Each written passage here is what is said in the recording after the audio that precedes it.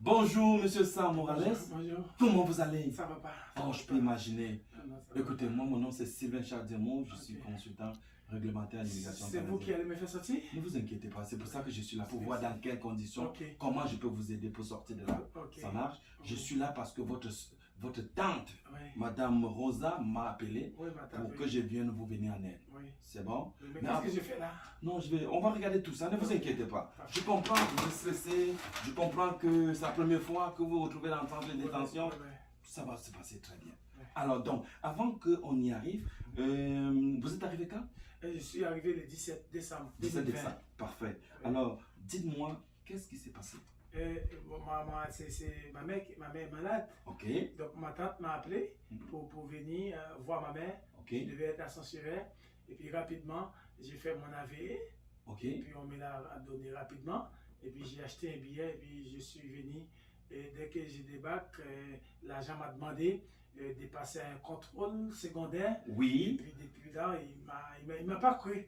Là, il me met en prison. ok. Et vous lui avez dit la raison pour laquelle vous venez? Oui, mais je lui ai dit, c'est ma mère qui est malade. Je voulais être au chevet de ma mère. Ok. Mais Est-ce qu'il y a autre pourquoi il m'a chose? regardé? Est-ce qu'il y a autre chose qu'il a remarqué d'anormal? Bon, il a pris mon téléphone, je ne sais pas, il a regardé une conversation Ok. que j'ai eue avec ma tante, mais je ne pense pas que c'est pour ça. Ok. Alors, pendant qu'on y est-ce que vous avez signé des documents? Oui, j'ai des documents. Parfait, Et dis-moi.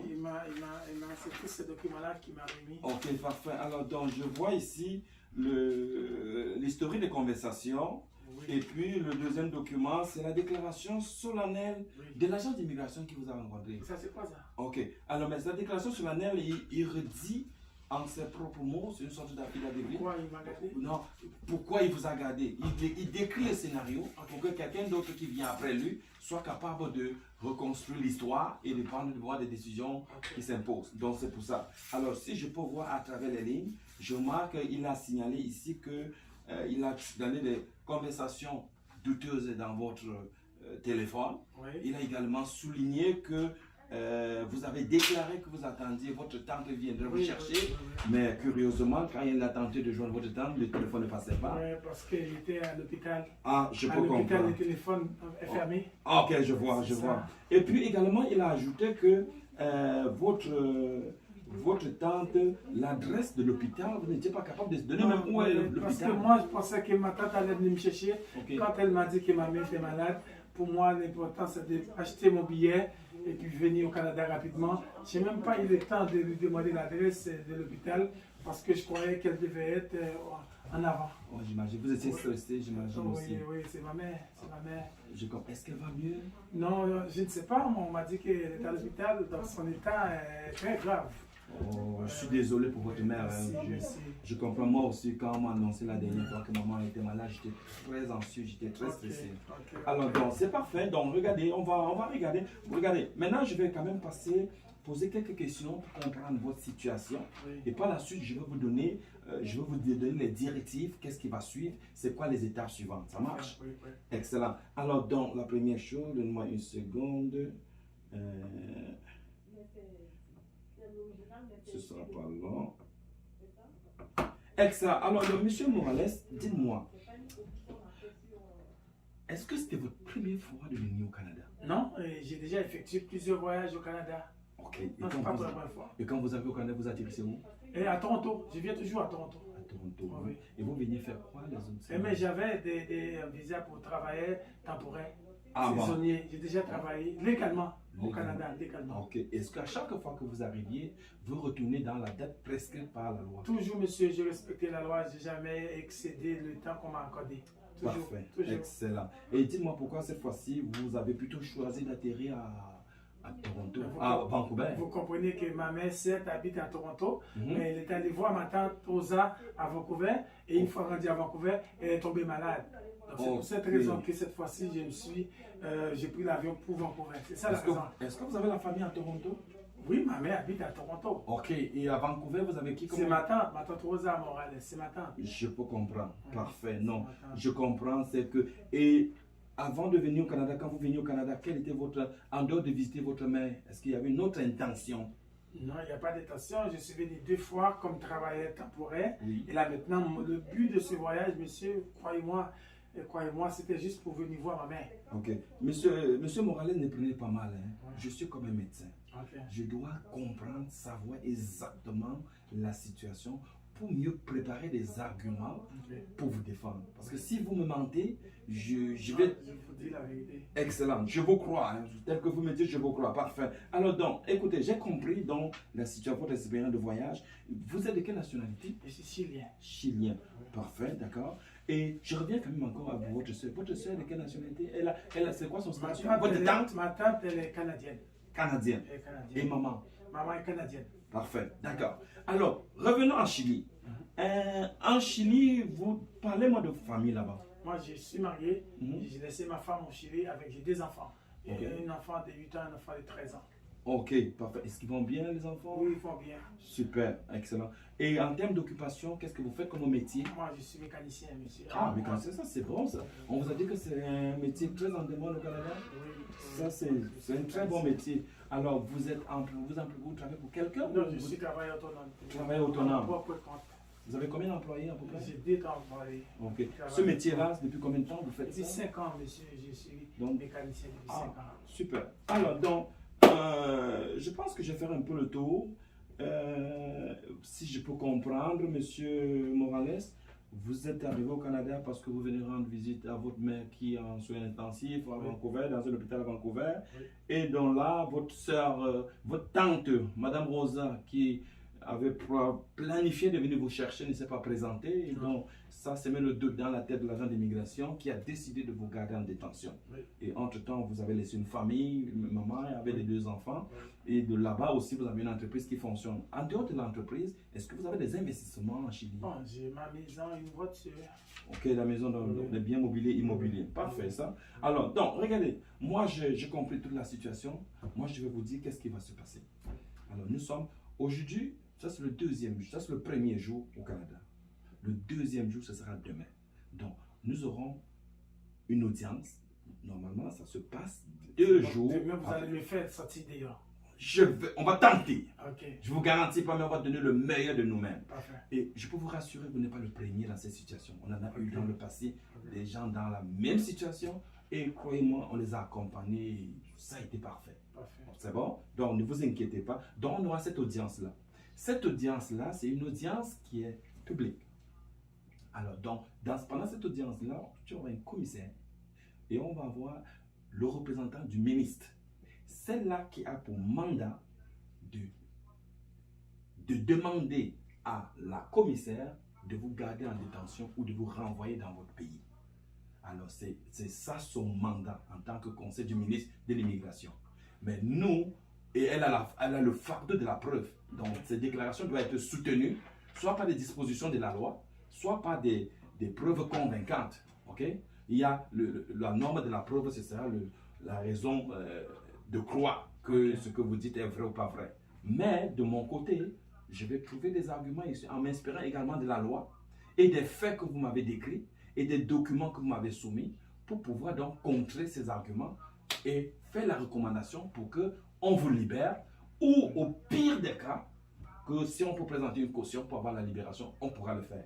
C'est beau. Suite à cet entretien-ci, je vais rencontrer Madame Morales pour Madame votre tante pour valider qu'elle est admissible en tant que cautionnaire. Si tel est le cas, je peux vous dire, à 99%, on va se battre pour pouvoir les sortir de là. Merci beaucoup. Est-ce que vous avez des questions? Mm, Est-ce que j'ai bien répondu à toutes vos Oui, demandes? oui. Alors, ça c'est la fiche de représentation Ok, que vous allez signer. ok, Ça me fait plaisir, qui vous m'autorise à agir en votre nom. parfait. Alors, côté honoraire, j'en ai déjà signé. Je vais rencontrer votre soeur, votre tante, avec elle on va établir une entente de contrat service professionnel. Et de ce côté, ne devez pas vous inquiéter parce qu'elle m'a dit qu'elle s'en occupe. Merci beaucoup. Ça marche? Je compte sur vous, monsieur. Non, merci beaucoup. beaucoup. Ça m'a fait plaisir. Hein? Merci beaucoup. Merci beaucoup.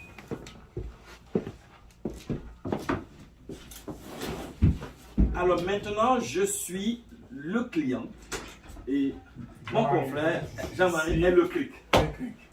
Bonjour, Monsieur Morales. Bonjour. Mon nom c'est Jean-Marie Hercule, je suis consultant réglementaire en immigration canadienne. Ok. Votre état m'a contacté Oui. pour vous rencontrer parce que demain vous allez avoir une audience, je dois vous préparer et j'ai des questions à vous poser. Ah oui, donc c'est pour ça qu'elle me libérer d'ici? Oui, écoutez, on va arriver là. Ça va pas Je bien. vais vous expliquer les buts Ok. et la rencontre. Je vais vous écouter, je vais vous poser des questions, je vais regarder tout dans l'ensemble et par la suite, on va faire de notre mieux. La journée de l'audience, c'est mon travail, je suis de votre côté. Ah, c'est bon, Voilà. ça veut dire que vous allez me faire sortir d'ici.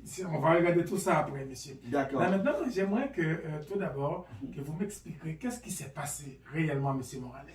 En fait, je suis arrivé hier à l'aéroport, je suis arrivé ici, et puis l'agent d'immigration m'a dit que non, il ne peut pas me laisser entrer, il va me garder. Je ne comprends pas pourquoi, je comprends pas pourquoi on me garde ici. Est-ce qu'il vous a donné des documents? Oui, il m'a donné ce document-ci, et puis celui-ci aussi. Ok, parfait. Donnez-moi quelques minutes, je vais prendre connaissance de ces documents. Ok, ça c'est déclaration. Ok, l'agent a une préoccupation. Ok, pourquoi il vous a gardé? Et je comprends. Ok, dans ces documents-là, dans le passé, vous avez l'habitude de débarquer à Toronto. Oui. Cette fois-ci, tout d'un coup, vous débarquez à Vancouver. Est-ce qu'il y a une raison? Mais oui, parce que ma mère, elle est malade, elle est souffrante, elle est mourante. Votre mère est malade. Oui, on m'a dit qu'on l'a transférée à l'hôpital de Vancouver. C'est pour ça que je viens pour la rendre visite, parce que je ne veux pas qu'elle meure sans que je la voie. Parfait, je comprends. Mais il est question aussi d'un texte que vous avez partagé avec votre tante. Votre tante vous a demandé pourquoi vous n'êtes pas venu définitivement au Canada. Non, mais elle a juste dit, écoute, je pourrais venir, que c'est une option qu'elle me donnait, pourquoi pas, voilà, envisager. C'est pas interdit de venir au Canada. Elle m'a dit ça et j'ai dit je verrai. Donc, le plus important, c'était ma mère. Est-ce que c'est votre premier voyage au Canada? Non, c'est pas le premier voyage. Ça fait 2 fois que je suis venu. Vous êtes déjà venu au Canada? Oui. À quel statut, Je monsieur? suis venu avec le statut de travailleur temporaire, c'est ça. C'était des travaux saisonniers de 6 mois. J'ai toujours respecté les conditions. Vous n'avez jamais excédé le temps permis au Canada? Jamais. Vous n'avez jamais travaillé sans permis au Canada? Non, jamais. Vous respectez toujours les règles de la loi au Canada? Toujours, j'ai toujours. Est-ce que vous avez de la famille au Canada? Oui, j'ai ma mère qui est malade, mais qui habite à Toronto. Ok. Et puis j'ai. Présentement, elle est où, votre mère? Elle est à Vancouver. À Vancouver. C'est ça. Et j'ai ma tante qui est à Vancouver. Ok, c'est quoi le statut de votre mère et de votre tante? Ma mère, elle est citoyenne canadienne et ma tante aussi, elle est citoyenne canadienne aussi. Par rapport au Chili, est-ce que vous avez de la famille au Chili? Oui, j'ai ma mère et mes 2 enfants qui sont là-bas. Ok. Votre femme et vos 2 enfants sont là-bas. C'est ça. Ok, je comprends. Ok, là maintenant, je vois la situation. Je vais vous expliquer qu'est-ce qui va se passer. Donc aujourd'hui, c'est votre première journée de détention. Ok. La loi exige que les services frontaliers, la section de l'immigration doit vous entendre demain. Ok. Donc ça va faire 48 heures. Ok. Demain, vous allez passer devant un tribunal administratif qu'on appelle la CISR, Ok. mais devant la section de l'immigration. Ok. Donc, le conseil du ministre qui a ces allégations contre vous, qui pense que vous n'allez pas respecter les conditions s'il vous laisse rentrer, il va être là, il va expliquer pourquoi il vous a gardé. Ok. Moi, je viens de vous poser des questions, je vais vous poser ces mêmes questions demain. Ok. Vous allez répondre. Et à tout moment, le commissaire peut intervenir. Soit Ok. après le conseil du ministre, soit moi après ça va vous poser des questions. Ok. Et c'est lui qui va rendre la décision. Et là, on va me libérer, c'est ça? Écoutez, on va regarder ça. Si, pour une raison que j'ignore, s'il n'est pas satisfait que vous ne retourniez pas, admettons que si on vous libère, on peut se revoir dans 7 jours. Ok. On n'est pas encore dit là. Ok. Voilà pourquoi que je vais, en sortant d'ici, je vais contacter votre tante, Ok. puisqu'elle travaille, qu'est-ce qu'elle m'a dit? Elle travaille, elle est citoyenne canadienne, Ok. elle a une maison. On va regarder si je peux l'utiliser. Admettons que si on devait retourner au 7e jour, si vous ne serez pas libéré demain, on va regarder la possibilité pour qu'elle soit servie comme garde, comme caution, tout ça. Je vais lui demander certains documents. Ok. Et ces documents, nous allons les utiliser, admettons, si on va avoir une deuxième audience. Mais demain, Je vais sortir là. je vais faire de mon mieux pour Ok. vous bien représenter devant le juge, Ok. pour expliquer au juge que vous n'avez jamais excédé le temps permis au Canada. Ce n'est pas votre premier voyage. Ben vous oui. avez déjà venu au Canada. Oui. Vous avez travaillé pendant 2 fois au Canada légalement. Avant de venir au Canada, vous avez pris le temps de demander un AVE. Voilà pourquoi vous êtes Je suis arrivé légalement là. légalement. certes, vous avez l'habitude de débarquer à Toronto parce que votre mère était là, mais puisqu'elle est à l'hôpital, maintenant, à Vancouver, vous n'avez pas le choix de débarquer à Vancouver. Certes, la jeune service hospitalier a essayé d'appeler votre tante, elle était à l'hôpital, elle ne pouvait pas répondre. On va expliquer tout ça. Sincèrement, vous avez beaucoup de chances de se libérer demain. Est-ce que j'ai pas le droit d'atterrir n'importe où au Canada? N'importe où. Vous avez le droit. Mais demain, c'est le commissaire qui va décider. Avant de vous laisser, M. Morales, vous allez signer pour moi le recours représentant. C'est ce document qui me donne droit de vous représenter devant l'immigration et devant. Je vais envoyer ça à l'agence service frontalier pour qu'il puisse me communiquer les documents. Et puis ne vous en faites pas, je suis très conscient de qu'est-ce que vous subissez présentement. Votre mère est malade, je suis très sympathisé avec vous, mais ne vous en faites pas, nous allons faire de notre mieux pour vous aider. Ça me rassure un peu. Je suis très inquiet, ça ne va pas ici. Ne vous en faites pas. Merci monsieur, Ça merci beaucoup. Ok. Ok. Bye. Bon, 15 de 40.